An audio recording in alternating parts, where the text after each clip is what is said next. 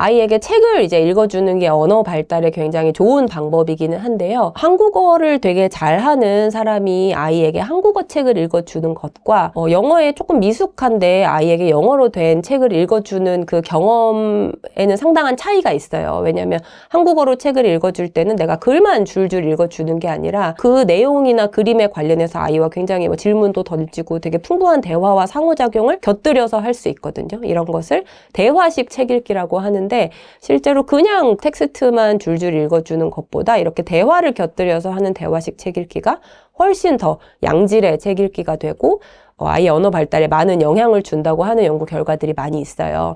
저도 유튜브에서 책 읽기의 한 방법으로 소개를 드렸었는데 영어 그림책을 읽어줄 때는 이제 그런 게 조금 부족하게 되죠. 아무래도 엄마가 영어로 뭔가 질문을 떠올린다거나 아이에게 영어로 이거 봐봐 이런 말도 하기가 조금 어렵게 되기 때문에 영어 그림책을 들려주는 것만으로는 사실 이런 상호작용이 수반되는 정도 그리고 좀 양질의 인풋이 들어가지 않을 가능성이 높고 그래서 저는 아이와 그림책을 읽거나 혹은 영상을 활용을 하시더라도 굉장히 중요한 게 영어로 좀 소통을 곁들여서 우리가 책의 텍스트를 아이에게 읽어준다 그대로 그런 거는 사실 세이펜이라던가 기계도 다 할 수 있는 부분이잖아요. 근데 그런 것보다는 좀 아이와 이 책을 도구로 간단하게라도 소통을 한다, 대화를 한다 이런 거를 항상 염두에 두시고 읽어주고 영상을 볼 때도 함께 보면서 같이 좀 상호작용을 해주시는 게 좋다고 생각을 하고요. 또 영어 그림책이나 영어 영상을 이제 활용할 때 주의해야 할 것이 어쨌든 아이의 하루는 유한하다라고 하는 생각을 항상 하셨으면 좋겠어요. 왜냐면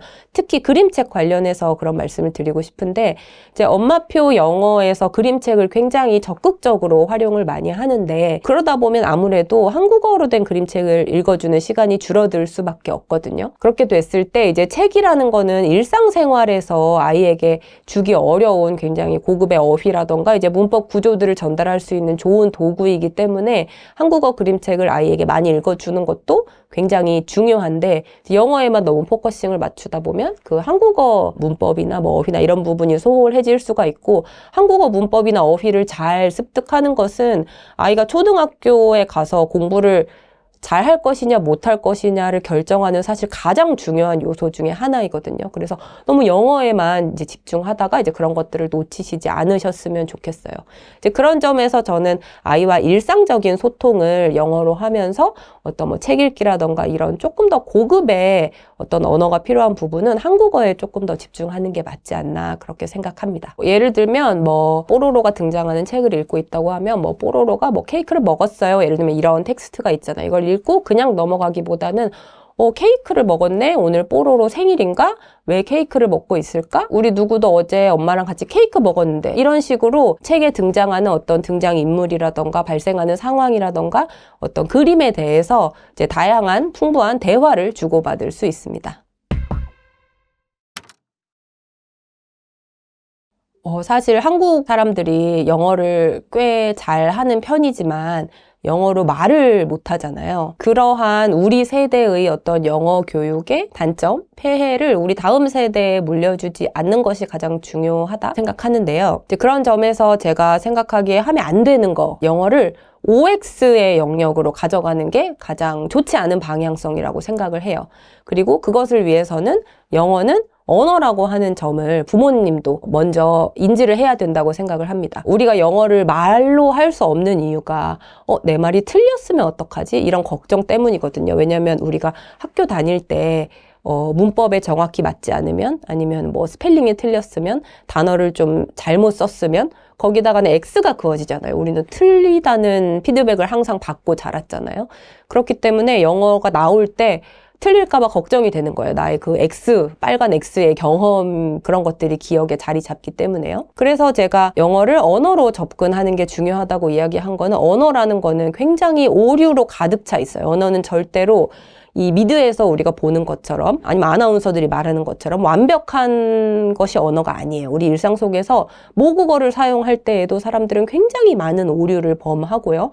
왜냐하면 소통을 위해서 그게 허용이 될 때도 있고 어쨌든 소통이 가능하다고 하면 약간의 오류는 허용되어야 하는 것이 사실 언어이거든요. 언어는 굉장히 실용적인 것이고 특히나 어린아이들이 처음 말하기 시작할 때 완벽하게 말하는 사람은 아무도 없잖아요. 틀린 말을 굉장히 많이 하고 발음도 잘못되고 다 잘못된 걸로 말을 시작을 해요.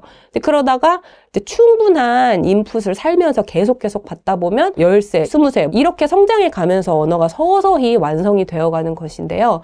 이제 영어를 처음부터 OX의 영역으로 이제 가르치게 되면 학습으로 교육으로 가르치게 되면 성장하는 과정에서 약간 틀려도 되는 이제 그런 과정이 이제 생략이 되기 때문에 아이들이 좀 편하고 즐겁게 영어를 받아들이거나 말하기가 어려워요. 그래서 아이와 바이링구얼 육아를 하든 다른 엄마표 영어를 하든 틀린 영어를 절대로 들려주면 안 되고 아이가 틀린 말을 하면 안 되고 그런 것들을 지적하고 고쳐주려고 하고 이런 좀 OX의 프레임에서 바라보는 것을 하지 않는 것이 저는 중요한 것 같습니다.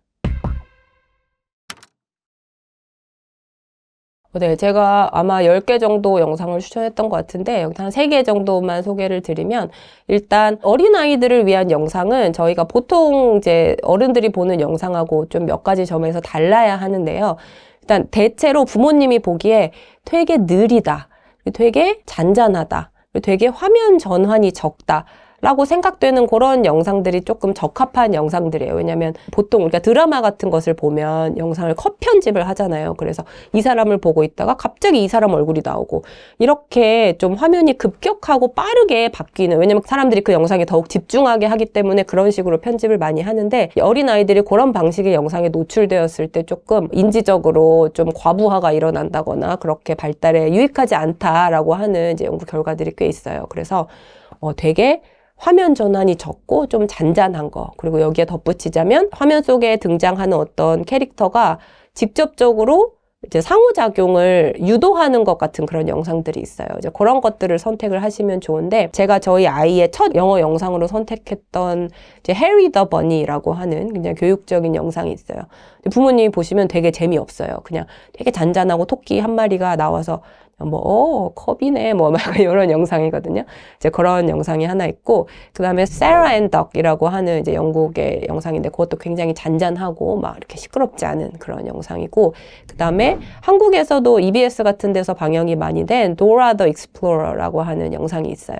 요거는 좀 잔잔하고 좀 느리기도 하고 캐릭터가 아이한테 직접적으로 질문을 던지고 약간 한 2초, 3초 정도 기다리는 그런 요소들이 있거든요. 그래서 그럴 때 아이가 영어를 또 말해보기도 하고 그 도라의 질문에 대답을 해보기도 하고 좀 이렇게 상호작용한다는 느낌을 줄 수 있어서 저도 굉장히 잘 활용했고 좋은 교육적인 영상입니다.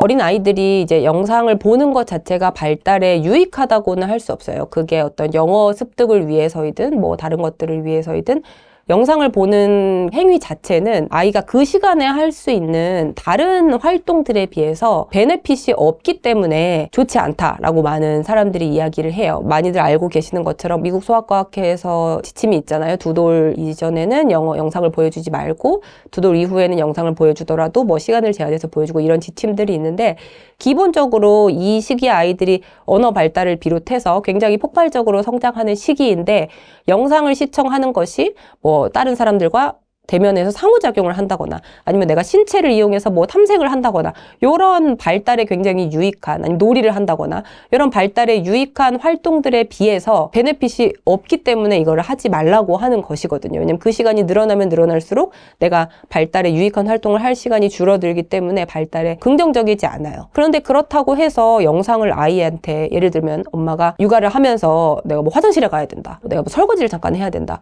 이렇게 조금 필요에 의해서 아이한테 10분 20분 영상을 보여줄 수 있잖아요. 근데 그런 아이한테 영상을 노출하기만 해도 아이 뇌에 어떤 세간에서 말하는 것처럼 뇌가 멈춘다거나 뇌세포를 파괴해놨다던가 그런 것의 부작용이 밝혀지지는 않았고요.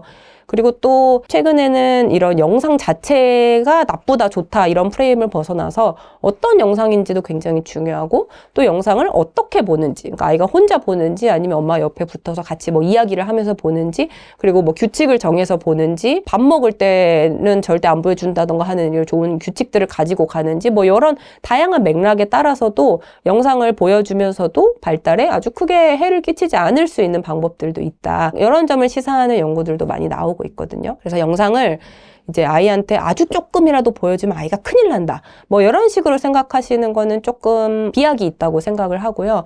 다만 영상 시청이라는 거는 아이에게 좋지는 않다, 뭐 그게 영어이든 한국어이든 좋지는 않다, 발달에 전반적으로. 그런데 내가 필요하다고 하면 영어에 조금 더 친숙하고 즐겁게 노출될 수 있는 뭐 그런 효과까지 조금 가져가면서 내가 육아에도 조금 도움을 받으려면 좀 정해서 하루에 뭐 10분이 됐든 20분이 됐든 좀 정해서 내가 필요한 순간에 좀 현명하게 좋은 영상으로 잘 골라서 현명하게 활용하는 게 좋지 않을까 그렇게 생각합니다. 그래서 사실 영상 시청을 패스트푸드처럼 이거를 먹었을 때, 영상 시청을 했을 때 뇌가 직접적으로 나빠지는 개념으로 바라보기보다는 쌀밥처럼 쌀밥을 많이 먹으면 단백질도 먹어야 되고 뭐 채소도 먹어야 되고 더 영양적으로 좋은 것들을 먹을 수 있는 그 비율이 낮아지잖아요. 이제 그런 것처럼 더 좋은 발달의 기회를 좀 빼앗아 갈 수 있는 이제 그런 영역으로 생각을 하고 이 내가 영상을 보여줬을 때 기회비용, 아이의 놀이 시간, 아이의 뭐 그림 그리기 시간, 아이의 뭐 상호작용 시간, 아이의 대화 시간 뭐 이런 기회비용들을 잘 고려를 하셔서